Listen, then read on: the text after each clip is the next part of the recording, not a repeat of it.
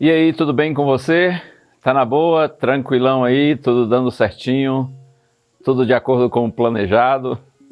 Muitas vezes acontece assim, não é? Mas outras vezes o trem sai dos trilhos e a vida complica. Se você está vivendo um momento assim bem difícil, mantenha sua confiança no Senhor. A crise vai passar. Toda crise tem começo e tem fim. E toda crise é uma boa oportunidade para a gente amadurecer e crescer. Deus abençoe você. Vamos para frente? Eu quero convidar você então agora para o texto bíblico. Palavras do Senhor Jesus Cristo no Sermão do Monte, Mateus capítulo 5, verso 3. Bem-aventurados os pobres em espírito, porque deles é o reino dos céus.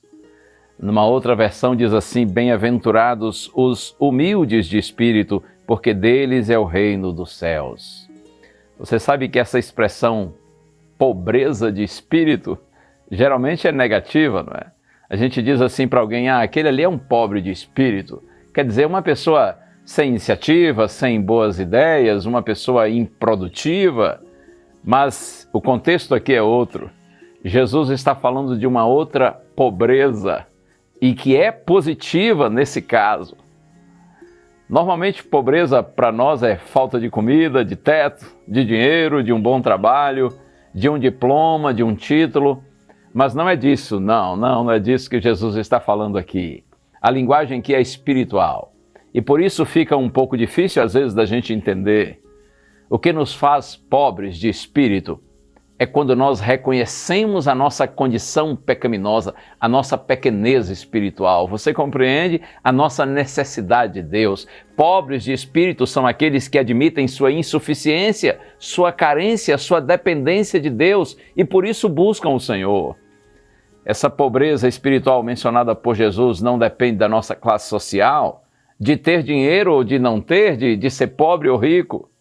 A pobreza de espírito, nesse caso, é manifestada por essa fome e esse desejo de se encher do amor de Deus, da presença de Deus, da glória de Deus, de experimentar a justiça e a graça de Deus.